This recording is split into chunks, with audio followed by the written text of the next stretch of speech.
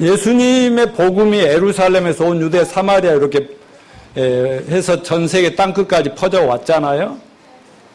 근데 예수님의 복음과 성경이 들어가는 곳에는 개인이 변화되고 가정이 변화되고 그 지역 사회가 변화되면서 한 민족과 나라가 변화돼서 그때부터 야만적인 인생들이 말이죠. 완전히 개화되면서 선진화됐어요. 그런 나라들이 먼저 복음이 들어가고 교회가 세워지고 성경이 들어간 나라를 선진국이라고 그래요. 그만큼 우리보다 먼저 머리가 튀었고 지혜가 넘치고 그리고 막 잘 살게 되고 복을 받아 잘 살게 되고 그렇게 됐다는 거 아닙니까? 그 선진국에서는 인사도 옛날 우리나라 후진국 때 지금은 우리나라 선진국 대열에 들어왔지만 기독교 영향력이 너무 크죠. 선진국에서는요 인사가 뭐예요? 굿모닝이잖아요. 서로 해보세요. 굿모닝. 좋은 아침입니다. 그냥 태풍이 불고 막 지금 전쟁통에서라도 굿모닝 그래요. 굿애프터눈 잠잘 때도 굿나잇 그러잖아요. 근데 우리가 어렸을 때 6.25 이후에 우리 어렸을 때 보면 맨날 인사가 안녕. 밥 먹었습니까? 안녕하십니까? 그러니까 밤새 안 죽었냐? 그러고 말이야. 그리고 말만 하면은 뭐라고 그래? 저주하고 죽일 놈, 썩을 놈, 망할 놈 맨날 우리 부모들이 그런 소리 듣고 살았단 말이야. 근데 저 선진국 미국이나 유럽 이런 데 어때요? God bless you 하잖아요. God bless you. 따르세요. God bless you. 신의 축복을 빕니다. 복을 빕니다. 막 이렇게 맨날 God bless you 하죠. 그래서 재채기만 해도 서양 사람들 어떻게 해요? bless you 그런다. 왜냐면 재채기하다 숨 막혀 죽지 말라고 bless you 한다. bless you. 우리 교회도 선진화된 교회 맞죠? 맨날 bless you 하자. 여러분, 왜 우리 기독교인들은 bless you를, God bless you를 많이 한 줄 아십니까? 하나님은 먼저 우리를 축복하시고 우리 모두가 예수님의 이름으로 정말 저주스러운 타락한 이 세상의 축복의 통로가 되라는. 아멘. 그렇게 마음껏 예수님의 이름으로 축복을 세상에 풀어놓으라고 저희들에게 축복의 통로로 불러주셨기 때문에 저희는 항상 세상 사람들과 싸우고 저주하고 불평하고 원망하는 것이 아니라 저희는 언제나 블레스, 축복하는 그런 기독교인들이 된 것을 감사합시다. 그래서 저는 자녀들뿐만 아니라 세상에 믿지 않는 자들 또 믿는 자들 저주나 욕 대신에 불평 대신에 불만을 토로하는 대신에 늘 상대방을 생각하고 배려하면서 블레스 축복을 하는 저와 여러분이 되시기를 축원합니다. 저는 그래서 우리 이한이 시한이 이제 의식이 있을 때부터 블레스 유를 계속 하는 거예요. 근데 내가 해주고 쟤들이 또 블레스 유 하도록 만들어요. 아니 애들이 할아버지한테 손을 얹고 축복하는 법이 어디 있어요? 그래도 나는 어차피 가지만 너는 나중에 사람들을 축복하라고 해서 축복을 가르쳐요. 그래 여러분 이한이 시한이 축복 받아보셨죠? 그 축복인 줄 아시길 바랍니다. 여러분도 축복해 주시고 이렇게 축복하는 거 아니겠습니까? 지금 우리는 믿음의 장이라고도 하고 신앙인들의 그 명예 전당이라고 하는 히브리서 11장을 연속적으로 설교를 하고 있는데요. 그동안 우리는 구약 시대에 수많은 신앙의 위인들의 그 믿음의 본질이 뭐였는가? 어떤 믿음이었기에 하나님이 기뻐하시고 인정하시고 칭찬하시고 상 주시는 명예 전당에 딱 그 이름을 올리게 되었는가 하는 걸 통해서 많은 걸 배웠습니다.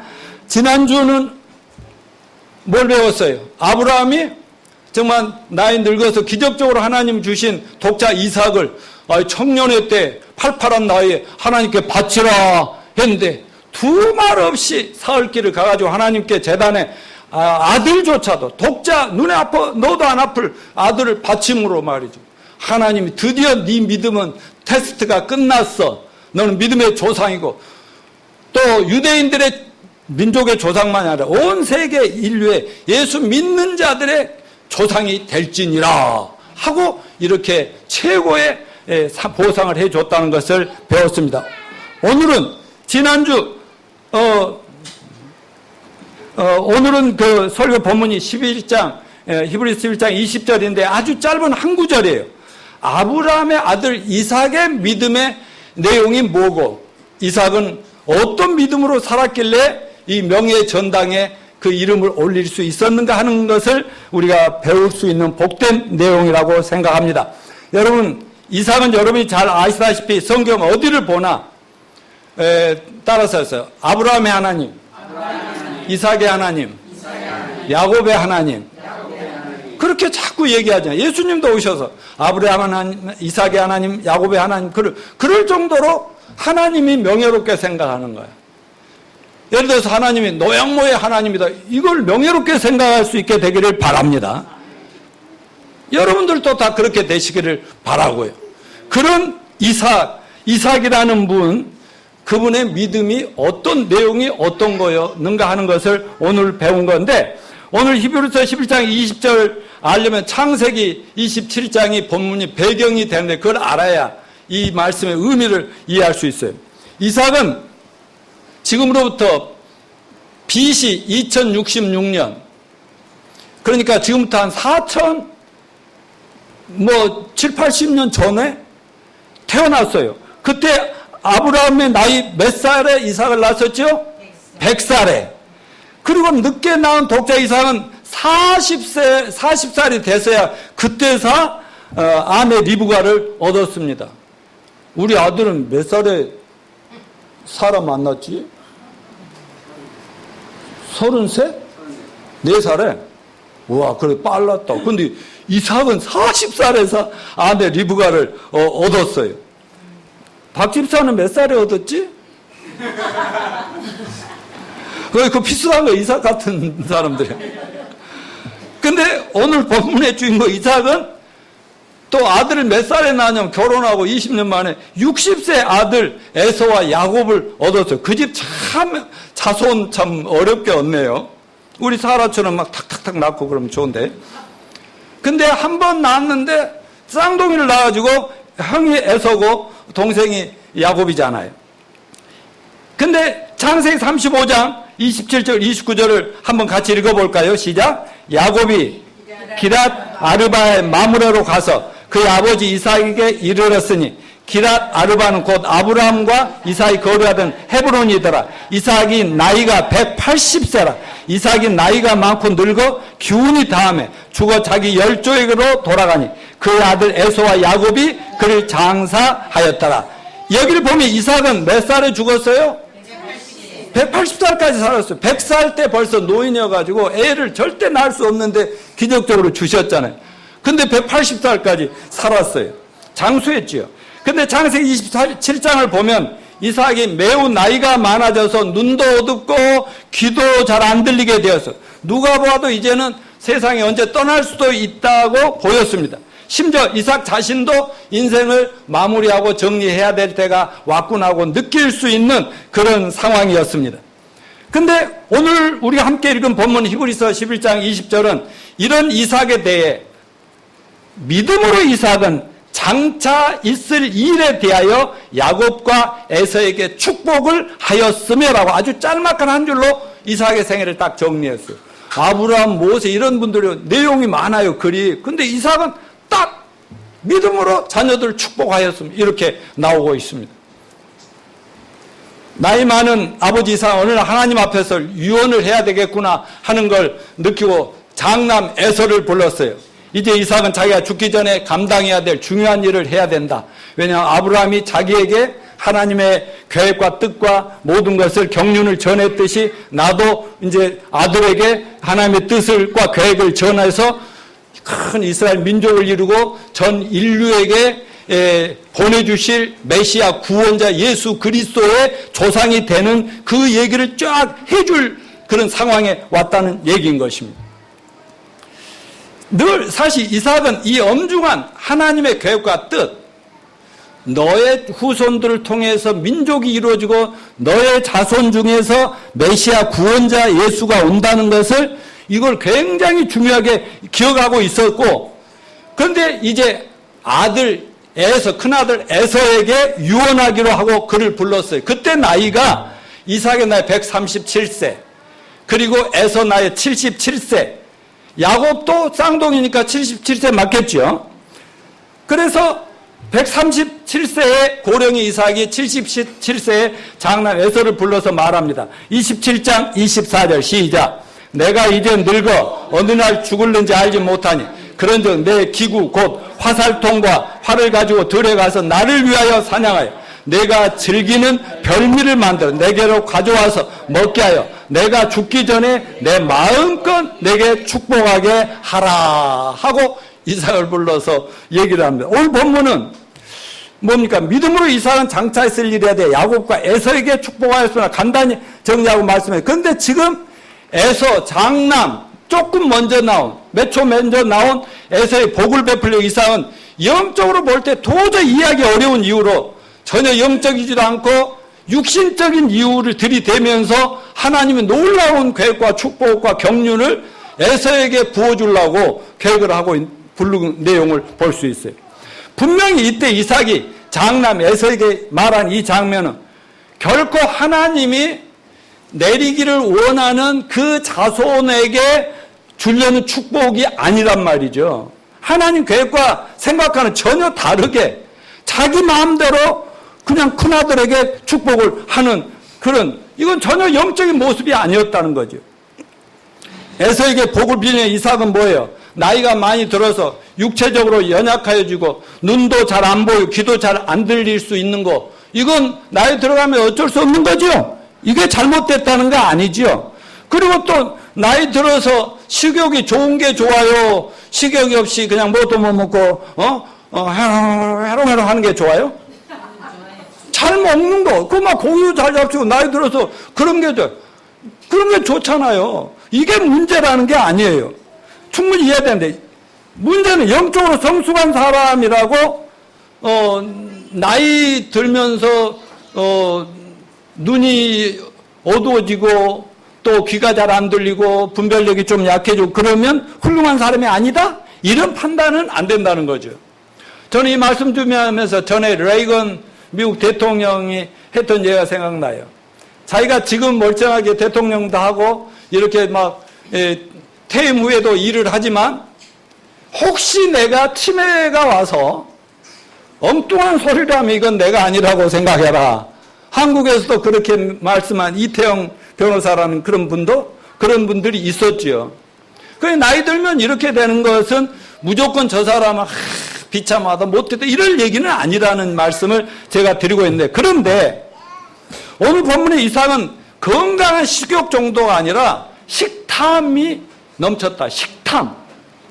육적인 욕구가 너무 심하고 그런 식탐에 의해서 영적인 눈이 흐려지고 영적 분별력이 없어진 것 같은 모습이 우리들에게, 이삭이란 분이 훌륭한 하나님의 사람이고 믿음의 사람인데 어떻게 이렇게 될 수 있을까 하는 의문을 갖게 만든다, 그 말입니다. 좀 더 심하게 말하면 믿음이라고는 전혀 없이 육체적인 것만 탐하면서 살다가 늙어간 매우 세상적이고 아주 천박한 노인의 모습 같은 모습을 지금 보였다는 것을 이 본문을 통해서 함께 볼 수 있기를 바랍니다. 그러나 이 창세기 27장 이 부분까지만 읽으면 이상하네, 이 양반 왜 이래? 이럴는지 모르지만 쭉 읽어가다 보면은 영적으로 바닥을 쳤지만 원래 태어날 때부터 하나님 아버지의 축복 속에 태어났었지요.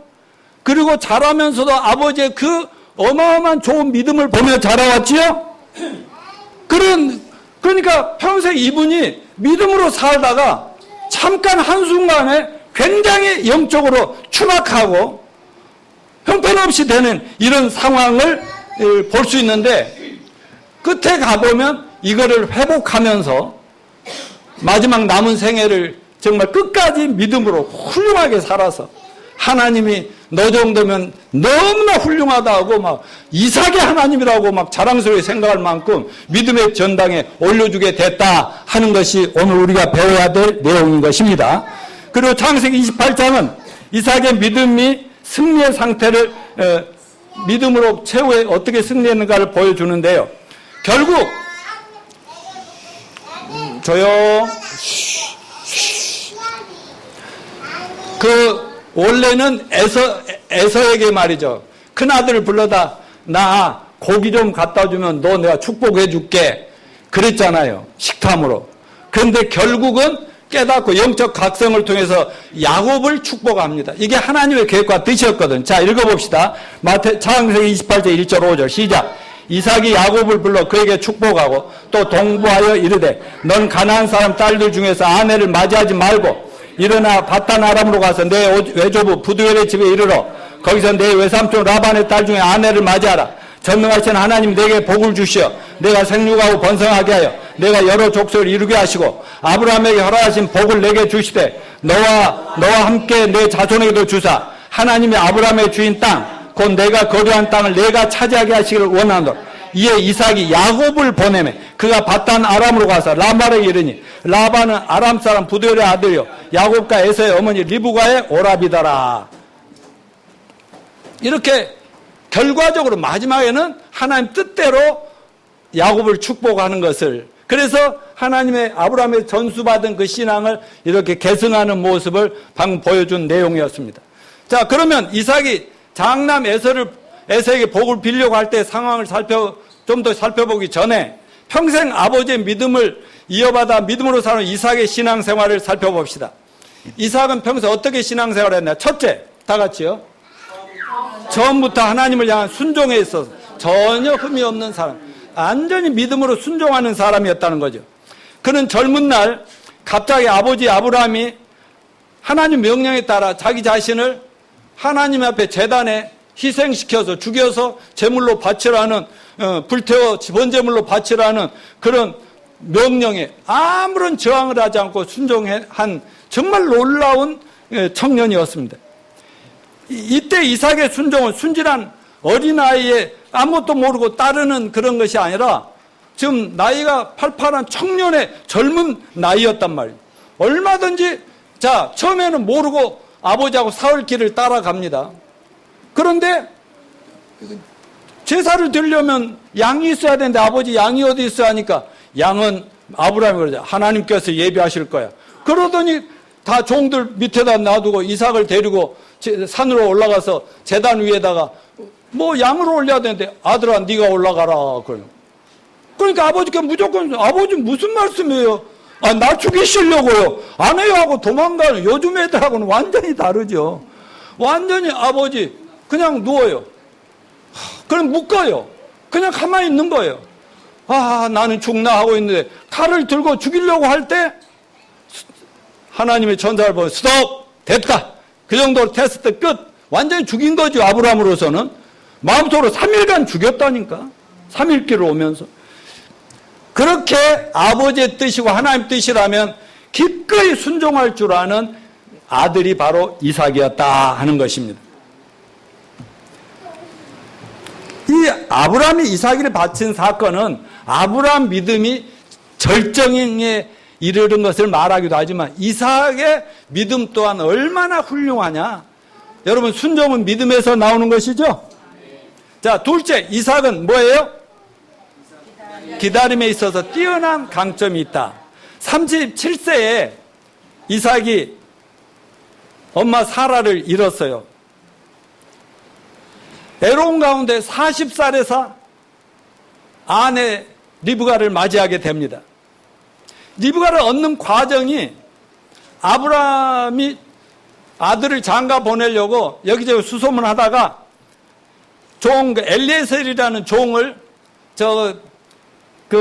먼 아브라함 둘째 고향의 하란, 바담 아람으로 이렇게 보내가지고 그 며느리감을 구해오도록 이렇게 하는 거예요. 그때 이삭이 아내를 40년 동안 기다렸지만 또 그 종이, 그 하인님이 가서 누구를 데려올까 얼마나 궁금하면서 얼마나 기다렸겠어요. 그래서 늘 광야로 나가서 언제나 도착하나. 아, 지금같이 뭐 이렇게 이메일이 있거나 이렇게 폰이 있으면 이제 얻었다 간다 기다려 하면 끝나는데 아무 소식도 없는데 기다리고 기다림의 연속이었다 그 말입니다.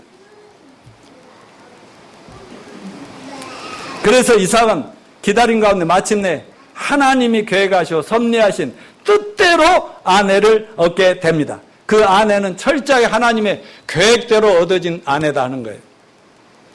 사라, 여기 사라가 2명이나 있는데 김사라가 노하늘을 만난 건 하나님의 섭리였습니다. 늘 이것이 저희들 부부간에 그 장난스러운 말싸움의 원인이 될지도 모르지만 수많은 여자들이 스치고 지나가도 고개 살래살래 했어 우리 아들이. 아니요. 그러다가 딱 한 번 보고 들어오길래 내 사랑도 내면서 할 때 이번에도 아니지 그랬더니 아니요 괜찮던데 하더니 결혼돼 버리대요. 그러니까 이게 하나님의 섭리라니까요. 여러분도 다 경험해봐 잘 알겠지만 저희 부부를 보나 우리 세 자녀들의 결혼을 봐도 우리 계획과 뜻대로 되는 건 전혀 없고 하나님의 뜻대로 이루어졌잖아요. 여러분도 그런 경험하셨죠? 지금 현재 그 남편과 갈등이 있든 어떤 그러면 상관없이 하나님이 허락하지 않으면 참새 한 마리도 안 떨어진다니까. 그렇게 된 거라는 거 잊지 마시길 바랍니다. 저기 우리 이윤신 선교사님, 우리 정 선생님 건강 때문에 우리 약국 왔다가 우리 만나서 이렇게 한 가족 되고 윤석이가 구원받고 이제 모자나 윤정이 뭐 사이 다 구원받고 앞으로 장래를 축복합니다. 이거 하나님의 놀라운 계획과 섭리 이런 것을 이삭의 삶에서 발견할 수가 있습니다. 창세기 24장 후반을 보면 하나님을 향한 이삭의 믿음과 하나님 주실 아내를 기다림이 어떻게 결실을 맺는지 볼 수 있는데 자 24장 63절로 67절 시작. 이삭이 저물 때 들에 나가 묵상하다 눈을 들어보면 낙타들이 오는지라 리브가가 눈을 들어 이삭을 바라보고 낙타에서 내려 종에게 말하여 들에서 배하다가 우리에게로 마주오는 자가 누구냐 종이 이르되 이는 내 주인이다. 리브가가 너울을 가지고 자기 얼굴을 가리다 종이 행한 일에 다 이삭에게 아뢰며 이삭이 리브가를 인도하여 그의 어머니 사라의 장막으로 들이고 그를 맞이하여 아내로 삼고 사랑하였으니 이삭이 그의 어머니를 장례한 후에 일호를 얻었더라. 기다리고 기다리는데 드디어 하나님이 리브가를 보내주셨다. 그런데 안타까운 건 이와 같이 하나님의 완전한 섭리 가운데 선물로 받은 아내에게서 자녀가 없더라는 거예요. 1, 2년은 기다릴 수 있죠. 기다림의 이 달인인 이 이삭은 10년도 기다렸어. 근데 20년이 다 돼도 애가 안 생기는 거야. 참 자손이 귀한 집인데 하나님은 왜 아브라함한테 네 자손이 하늘의 별처럼 받아 먹어요. 이삭에게도 그렇게 해요. 그런데 한 명밖에 안 주셔. 나 이런 얘기죠. 결국 20년 만에 아이를 얻었습니다. 여러분, 하나님이 아브라함에게 이삭을 주실 때, 아브라함이 약속하실 때, 그 후손은 누구를 통해서 계속 이어갈 거라고 그랬어요? 이삭을 통해서. 그러니까 이삭이라는 아들을 주실 것도 아브라함도 끝까지 믿었고 이삭도 결국 아버지의 그 얘기를 아주 못이 박히도록 들었기 때문에 자기 자식이 반드시 생길 거라는 걸 20년 아니라 내가 180세에도 내가 낳을 수 있다는 믿음으로 살았다 이거야. 그래서 내가 가끔 내 전정자 우리 전 사라 사모한테 당신 애기 안 낳아 또 낳으면 안 되니까 뭐 이런. 믿음이면 여러분도 되잖아요. 여기 어머님들도 가끔 이렇게 우스개라도 할 수 있는 이유죠. 근데 이분들은 늦게라도 반드시 생겨야 될 사람이고 우리는 안 생겨도 되죠. 자, 하나님께서 아브라함의 약속 들어봅시다. 창세기 21장 12절 시작. 하나님이 아브라함이 이르시되 내 아이나 내 여종으로 말미암아 근심하지 말고 사라가 내게 이런 말을 다 들으라. 이삭에서 나는 자라야 내 씨를 부를 것임이니라. 아멘. 이는 반드시 이삭의 아들을 얻을 것이란 말씀이고 독자 이삭을 번제물로 바친 아브라함의 여호와 하나님께 친히 하신 또 말씀 창세기 22장 16절 18절 시작. 내가 나를 가리켜 맹세하느냐. 하나님이 당신을 향해서 맹세한대요. 내가 이같이 행하여 내 아들 내 독자도 아끼지 아니하였은즉 내가 내게 큰 복을 주고 내 씨가 크게 번성하여 하늘의 별과 같고 바다의 모래와 같게 하리니 내 씨가 그 대적의 성문을 차지하라. 또 내 씨로 말미암아 천하 만민이 복을 얻으리니 이는 내가 나의 말을 준행하였습니다 하셨다 하니라. 이 모든 말씀이 아브라함의 아들 이삭에게 반드시 아들을 주실 거라는 약속이었다 그 말씀입니다. 그러므로 이삭 역시 하나님께로부터 자식을 반드시 얻을 것이라는 약속을 받은 거나 마찬가지였어요. 하지만 이삭의 아내 리브가는 20년 동안 자식이 없었다는 겁니다. 아브라함의 후처는요, 아브라함의 후처도 있고요, 첩도 있었어요. 그 믿음의 조상이. 그두라라고 하는 후처는요, 6 아들을 낳았고요.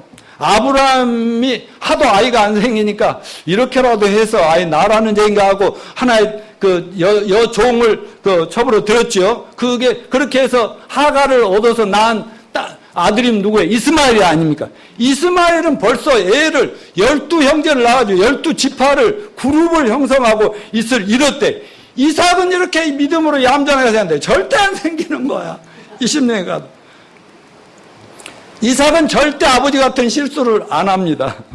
믿음을 가지고 기다리는데 아주 달인이에요. 끝까지 기다립니다. 여러분, 우리 모두 이삭처럼 기다릴 줄 아는 성도들이 됩시다. 뭐가 당장 안 나타난다고 하나님에 대한 믿음을 팽개치고 인간적으로 날다 더 큰 코 다치지 않도록 기다림과 인내의 믿음을 배우시기를 축원합니다. 근데 그냥 창세기 25장을 보면 이삭이 아내 리브가에게 자식을 줄 줄로 믿지만 20년 동안 그냥 기다리는 것이 아니라 믿음으로 기도하면서 반드시 이루어질 걸 기대하면서 기다렸다는 사실을 창세기 25장 21절 시작. 이삭이 그의 아내가 임신하지 못함으로 그를 위하여 여호와께 간구하며 여호와께서 그의 간구를 들으셨으므로 그의 아내 리브가가 임신하였더라. 그렇게 믿음으로 기도하고 기다리고 또 기도하고 그러면서 아내에게 뱃속에 뭐가 왔어? 또 그래도 아니고 이렇게 살다가 20년 만에 아이가 잉태됐다 할 때 얼마나 감격하며 하나님 역시 하나님이십니다 하고 이렇게 하나님께 영광을 돌렸지 않겠습니까? 그런데 문제가 생겼어요. 하나님은 아들 하나를 통해서 그 후손을 이렇게 주신다는데 아들이 둘이가 뱃속에서 노는 거예요. 서로 먼저 나오려고 막 싸우고 거기서 그 뱃속에서부터 싸웠어요. 그런데 그러면 도대체 이 두 아들 중에 누구를 통해서 하나님이 어떻게 하신다는 건지 궁금하고 있었죠. 결국은 하나님의 뜻은 한 아들을 통해서 이루어졌습니다. 25장 22절로 26절 같이 읽어요. 시작. 그 아들들이 그의 태 속에서 싸우니라. 그가 이르되 이럴 경우에는 내가 어찌할꼬 하고 가서 여호와께 묻자온대. 여호와께서 그에게 이르시되 두 국민이 내 태중에 있구나. 두 민족이 내 복중에서부터 나누이리라. 이 족속이 저 족속보다 강하였고 큰 자가 어린 자를 섬기리라 하셨더라. 그 해상 기한이 찬즉 태 쌍둥이가 있었는데 먼저 나온 자는 붉고 전신이 토록 같아서 이름을 에서라 하였고 후에 나온 아우는 손으로 에서의 발꿈치를 잡았으므로 그 이름을 야곱이라 하였으며 리브가가 그들을 낳을 때 이삭이 60세였더라. 그 이삭의 아내 리브가는 하나님의 말씀을 항상 마음속에 간직했겠죠. 먼저 나온 아들이 통해서 하나님의 뜻이 이루어진 게 아니라 둘째 나온 이 야곱을 통해서 이루어진다는 걸 어머니나 아버지가 알았겠어요, 몰랐겠어요? 알았단 말이에요. 항상 명심하고 하나님의 뜻이 이루어지기를 믿음으로 바랐던 사람들입니다. 자, 세 번째, 이삭은 다 같이요. 믿음으로 살기 때문에 양보의 모습이 계속 나타났어요. 양보하면서 살았다는 거죠. 여러분, 진짜 하나님 믿는 사람은 악착같이 싸워서 내가 이긴다, 이거를 포기해야 됩니다. 언제든지 양보할 수 있는 그런 여유로움이 있어야 된다고 믿습니다. 이삭의 믿음이 확증된 사건은 가나안 땅에 흉년이 발생했을 때 흉년을 피해보려고 어디로 가냐, 블레셋 땅이라고 하는 이방 나라 그랄이라는 곳에 가서 블레셋 왕 아비멜렉을 만났습니다. 이때 하나님께서 이삭에게 나타나셔가지고 너는 애굽으로는 절대 가지 말아라. 애굽으로는. 그러면서 지시할 땅으로 가라 해서 블레셋 땅으로 갔어요. 이 명령을 믿고 순종하면 아브라함에게 주셨던 복을 너한테도 이삭 너에게도 네 자손들에게 줄 거다 그랬어요. 자, 창세기 26장 3, 4절 시작. 이 땅에 거류하면 내가 너와 함께 있어 내게 복을 주고 내가 이 모든 땅을 내 자손에게 주리라. 내가 내 아버지 아브라함의 맹세한 것을 이루어 내 자손을 하늘의 별과 같이 번성하게 하며 이 모든 땅을 내 자손에게 주리니 내 자손으로 말미암아 천하 만민이 복을 얻으리라. 아멘. 자, 이에 이삭은 철저히 주의 말씀에 따라 그분이 지시하는 땅으로 가서 거주합니다. 블레셋 땅 그랄 땅에 갔더니 진짜 하나님이 복을 주셨고 막 재산이고 뭐 가축이 이런 거 100배 막 이렇게 넘치는 거예요. 거부가 됩니다. 양과 소와 종들이 너무 많아졌어요. 믿음으로 순종하는 이삭에게 하나님 축복했어요. 여러분 우리도 믿음으로 순종합시다. 그럼 지금보다 훨씬 좋아진 삶을 믿어도 됩니다. 그런데 블레셋 땅 아비멜렉이 아니 갑자기 이상한 놈들이 와가지고 너무 잘 되니까 시기나가지고 막 적대를 하고 학대를 하고 막 쫓아내니까요. 그리고 제일 그때는 생명수라고 할 수 있는 우물을 사용을 못하고 못 파도록 하니까 어떻게 할 수가 없어요. 근데 여기서 배울 건 뭐냐, 이삭은 싸우질 않았다는 거죠. 세상적인 거 가지고 막 싸우면서 왜 그러냐고 막 기어해가지고 정복해서 이게 아니고 그때부터 나그네 인생길처럼 여행가의 신세가 되는 거예요. 그냥 이리 가라면 가고 저리 가라면 가다가 어느 땅에 갔더니 이제 샘을 파니까 물이 잘 나오는데 더 이상 적들이 쫓아오지 않는 거예요. 그래서 거기서 머물러 살았다 하는 것입니다. 말하자면 하나님께 이삭의 믿음이 끝까지 변함없이 인내하며 양보하는 순종으로 나타나는 것을 보시면서 그의 믿음을 인정해주고 칭찬해주고 확정시켜 줍니다.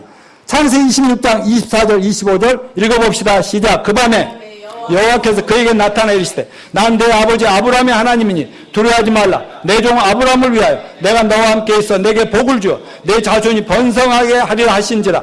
이삭이 그곳에 제단을 쌓고 여호와 이름을 부르며 거기 장막을 쳤다다. 여러분 우리 인생살이도 아무리 신앙이 깊은 삶을 할지라도 항상 우여곡절은 있게 마련입니다. 인생살이가 잘 될 때도 있고 못 될 때도 있어요. 생각지도 못했는데 어려움이 닥칠 수가 있는 겁니다. 그때마다 일희일비하지 맙시다. 이삭처럼 어떤 상황에도 하나님만 의지합시다. 그리고 믿음으로 기대합시다. 그리고 기도합시다. 그래서 하나님의 뜻이 이루어질 때까지 인내하고 기다리고 양보하고 참을 수 있는 저와 여러분이 되시기를 축원합니다. 자, 이삭은 이러한 하나님의 약속을 누차 확증받을 때마다 에서가 아니라 차남인 야곱이 여호와께 하나님께 택해서 복을 주시고 하나님 계획을 이룰 자식이라는 걸 알았거든요. 그러나 나중에 보니까 나이가 들어가면서 이상하게 변질이 왔다는 거예요. 이삭은 에서와 야곱 사이 먼저 나온 형 에서를 더 사랑했어요. 아버지는. 그 이유는 너무나 단순해요. 어떻게 보면 매우 인간적인데요. 아버지 이삭은 나이가 들어가면서 고기를 너무너무 좋아해요. 그래서 사냥꾼인 장남 에서가 잡아 먹게 되는 고기, 그 중에 사슴고기 그런 것들이 너무 좋은 거예요. 걔 오래 살고 싶었나? 그 살만 났던 거예요. 여러분, 그럴 수 있어요, 없어요? 그럴 수 있죠. 근데 창세기 25장 27, 28절 시작. 그 아이들이 장성하며 에서는 익숙한 사냥꾼이었으므로 들사람이 되고 야곱은 조용한 사람이었으므로 장막에 거주하니 이삭은 에서가 사냥한 고기를 좋아하므로 그를 사랑하고 리브가는 야곱을 사랑하였더라. 그리고 엄마는 둘째를 너무너무 사랑하고 아빠는 에서가 막 고기 잡아가지고 막 씩씩하고 폼나고 막 이런 아들 너무 좋아하고 어떻게 생겨나는지 모르지만 특이한 식탐이 있고 식탐은 에서가 사냥해서 가져온 그 고기 거기에 아주 익숙해진 분이에요. 그 당시에는 양육강식의 시대고 힘이 아주 재산인 시대니까 그 아들 얌전한 그 집안 퉁수 같은 아들보다는 막 이렇게 막 사냥꾼이 힘세고 막 들 하는 그런 사람의 동네 분들한테 우리 아들을 보라고 아마 자랑스러웠겠죠. 여러분 이런 부분은 믿음의 사람들에게 얼마든지 나타날 수 있다고 봅니다. 어떤 부모에게 자녀 둘이 있는데 형은 공부도 잘하고 착하고 명문대를 나오고 취직에 돈도 되게 잘 벌어요. 그리고 효성도 지극하다고 합시다. 그런데 동생 계집애 갖고 계집애 죄송합니다. 여자 갖고 조용히 설거지나 하고 돈도 못 벌어오고 공부도 못 한다고 합시다. 그러면서 부모는 둘째도 사랑한다고 하지만 마음이 어디로 쏠리겠어요? 아무래도 꿈을 다 갖다 주는 자식이 더 귀하고 사랑스럽고 자랑스럽고 어디 가서 사람들 앞에서 우리 아들 하지 않겠습니까? 그게 이제 큰아들이고 분별력이 아무나 막 축복하게 되는, 자기 입맛대로 축복하게 되는 계기가 여기에서 왔다는 거죠. 지금 신앙 좋은 이삭이 그런 어리석음에 빠져 있었습니다. 그것도 상당히 오랜 기간 동안 이렇게 돼 있는 거예요. 따라서 이삭은 어느새 야곱과 에서가 태어날 때 이삭과 리브가에게 하나님 주신 그 하나님 계획과 뜻을 망각해버리고 말았다는 것이죠. 아니면 기억은 할지 몰라도 아들이 주는 게 너무 좋아서 그걸 그냥 아이고 하나님 그 큰아들도 축복해 주세요 이랬을지도 모르죠. 여러분 부모 교육에서 또 손자들 손녀들 교육에서 우리가 가장 고려하고 신경 써야 될 부분은 편애입니다. 편애는 둘 다 망칩니다. 아멘. 이한이 시안이하고 어제 만나서 점심 같이 했는데요. 저는 그거예요. 우리 딸기가 나오면 이한아 네 얘기하고 있어. 이한이 시안이가 나오면 이한이 네가 오빠로서 형으로서 얘들을 잘 케어하고 돌봐야 된다는 것을 심는데 우리가 이제 딸기가 이쁜 애가 나왔다고 안아주고 하면 이한이 시안이가 시기하고 질투하면 이건 큰일이잖아요. 그래서 아주 지혜롭게 하기는 해야 되겠는데 아무튼 우리가 조금만 편애하기 시작하면 그때부터 애들에게는 막 상처가 오면서 망가지기 시작한다는 것을 절대 잊지 맙시다. 그러나 하나님의 경륜은 결코 인간의 어리석음과 재성으로 그르치지 않는다는 사실을 배웁시다. 심지어 하나님께서는 다른 사람의 재성까지 사용하셔서 이스라엘 민족의 형성과 메시아 구세주의 출생과 인류 구원에 대한 경륜을 반드시 하나님 뜻대로 이루어 가신다는 사실을 이 부분에서 깨닫게 되었습니다. 자, 오늘 본문의 본론으로 다시 돌아가면 가만히 리브가가 들어보니까 아버지가 방 안에서 에서를 데려다 놓고 뭐라고 하냐면 야 고기 좀 별미 좀 아빠가 좋아하는 별미 좀 잡아올래? 그럼 내가 너를 축복해 줄게. 근데 밖에서 리브가가 엿들었는데 너무나 놀라고 이러면 안 되잖아. 하나님의 뜻하고 어긋나잖아요.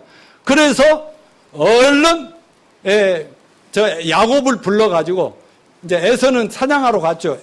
야곱을 불러갖고 야곱아 아버지가 네 형 에서에게 축복을 하려고 하니까 너 빨리 그 양 2마리 잡아가지고 와. 요리해서 아버지께 갖다 드리고 네 그 형아 옷을 입혀주고 팔에다도 털 나온 가죽으로 이렇게 묶어주고 그래갖고 아버지 눈이 어둡잖아요.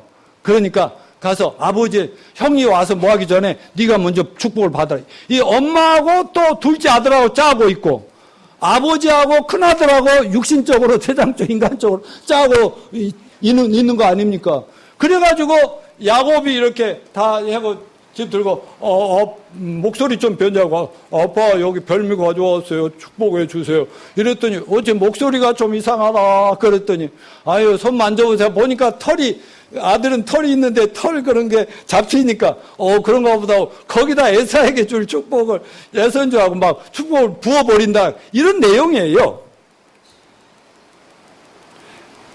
그러나 야곱이 복을 받고 떠나자마자 에서가 사냥을 마치고 고기 별미를 만들어 이삭 앞에 딱 나타났는데 이때 이삭은 진짜 에서가 나타나니까 심히 떨었더라는 이 말에 주목하시기 바랍니다.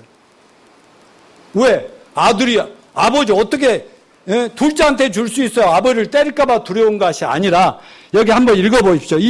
창세기 27장 33절 여기가 핵심이에요. 시작. 심히 크게 떨며 이르되 그러면 사냥한 고기를 내게 가져온 자가 누구냐? 내가 오기 전에 내가 다 먹고 그를 위하여 축복하였은즉 그가 반드시 복을 받을 것이니라. 이삭이 이 말이 이해하기가 참 힘들 거예요. 말하자면 그래? 실수였어. 아들아 축복해. 이게 아니라 그때 심히 두렵고 떨림을 하나님이 주시는 거예요. 너 잘못했잖아. 에서가 나타나는 순간 각성이 오는 겁니다. 그러면서 한번 하나님의 이름으로 내린 축복을 변경할 수는 없어. 이렇게 끝장내는 이 모습입니다. 여기서 우리가 중요하게 배워야 될 것은 뒤늦게라도 깨달았으면 하나님의 뜻을 행해 나가야 된다. 아멘입니까? 사람은 누구나 실수할 수 있어요, 없어요? 역사적으로 위대한 하나님의 사람 아브라함도요, 자기 살고 싶어서 아내를 2번이나 내 누이라 하면서 팔아먹을 때도 있고요. 모세도 잘못했고요. 삼손이고 마요 다윗도요, 간음하고 배신하고 살인하고 웃기지도 않았어요. 또 신약에 보면 베드로 어땠어요? 베드로도 예수님 3번이나 부인하고 땅을 치며 통곡하며 우려했어요. 역사적으로 신앙의 윈들 중에 잘못 안 한 사람이 아무도 없습니다. 그러나 그 모두가 명예의 전당에 올라서 하나님은 그들을 사랑하시고 칭찬을 인정하시고 모두가 본받아야 된다. 이렇게 총론적으로 결론을 내려주셨다는 것이 무엇을 의미하겠습니까? 자, 우리가 이제 결론적으로 우리 인간은 실수할 수 있어요, 없어요? 우리는 다 믿음으로 구원받았습니다. 죄 용서 받았습니다. 구원받았습니다. 그렇지만 인간인지라 타고난 원죄가 있는지라 타고난 습성이 있는지라 세상에 유혹이 있는지라 또 세상의 사탄 마귀의 역사가 있는지라 우리는 순간 잘못하고 넘어지고 실수할 때가 있어요. 저도 믿음으로 31살에 구원받고 정말 정신없이 여기까지 달려왔지만 지내놓고 보면 내가 좀 더 목사로서 남편으로서 아비로서 이랬으면 좋았을 걸 꼭 지내놓고 후회한다고. 우리 이한이 시한이 지금 보면서 나는 가끔 너희들 좀 커봐라. 반드시 후회할 거다. 이럴 걸 저럴 걸 할 거다. 자, 여러분 따라서 해봅시다. 껄껄껄 하지 말자. 우리는 꼭 지내놓고 나서 이럴 걸 부부간 더 사랑할 걸, 자식 좀 편하지 말 걸, 더 잘해줄 걸, 더 양보할 걸, 더 주님 앞에 헌신할 걸, 더 잘할 걸, 이렇게 껄껄껄 할 수밖에 없는 저희들이지만, 그러나 이미 우리 마음속에 말씀과 성령으로 새겨진 하나님의 말씀을 놓치지 맙시다. 이 말씀을 꼭 붙잡읍시다. 말씀으로 자꾸 믿음을 꾸준히 인내하며 믿음을 행위를 이어나갑시다. 그렇게 믿음을 키워나가다 보면 우리가 인생의 신앙의 업다운이 있지만 점점 나가져서 나이가 들어가면서 하나님 감사합니다. 이런 나가 된 것은 하나님의 은혜로울 소이다라고 말하는 저와 여러분이 되시기를 바랍니다. 여러분, 우리는 은혜로 구원받았습니다. 우리 행위로는 죽었다 깨나도 절대로 의롭게 될 수 없는데 예수 그리스도의 십자가의 희생을 통해서 우리의 과거, 현재, 미래 모든 죄를 한꺼번에 용서받고 죄사함 받고 믿음으로 구원을 받았습니다. 이게 하나님의 은혜입니다. 그런데 지금까지 제가 40여 년을 강단에서 말씀을 전하고 세상의 목사로서 행세하는 거 하나님의 은혜인 줄 저는 믿습니다. 자, 따라서 나의 나된 것은 하나님의 은혜로다. 최종적으로 끝까지 믿음을 놓지 않고 이 마라톤, 신앙생활이 마라톤과 같은데 우리가 중간에 아무리 빨리 달려도 끝나버리면 소용없어요. 느리다가 주저앉았다라도 끝까지 들어가면 모두가 우승자가 되듯이 우리가 실패에 낙담하지 맙시다. 좀 잘못했다고 속상한다고 자살하려고 하지 맙시다. 지난 주간 우리는 너무나 이 귀한 분을 잃고 마음이 너무 아팠습니다. 저도 울었는데요. 귀한 분입니다. 그러나 그렇게 끝내는 건 크리스찬의 삶이 아닙니다. 우리는 어때요? 아무리 바닥을 쳤을지라도 믿음으로 하나님 의뢰를 바라고 일어납시다. 그리고 또 하나 나는 너무너무 감사한 게 요한일서 1장 9절 다 같이 읽어봐요. 자, 맨 밑에 읽어봐요. 시작. 우리 죄를 사하시고 모든 불의 수를 깨끗게 하신다. 자, 무슨 얘기예요? 우리가 믿음으로 구원을 받았지만 예수님 처음 영접할 때 죽을 때까지 죄를 다 용서받았지만 잘못할 때마다 자백하면 하나님은 언제든지 용서해 주신다 하셨지 않습니까? 이것 또한 너무너무 감사합시다. 그러니까 우리가 자백합시다. 자, 그리고 우리가 잘못하면 하나님이 우리 가만두셔요? 안 가만두세요? 안 가만두십니다.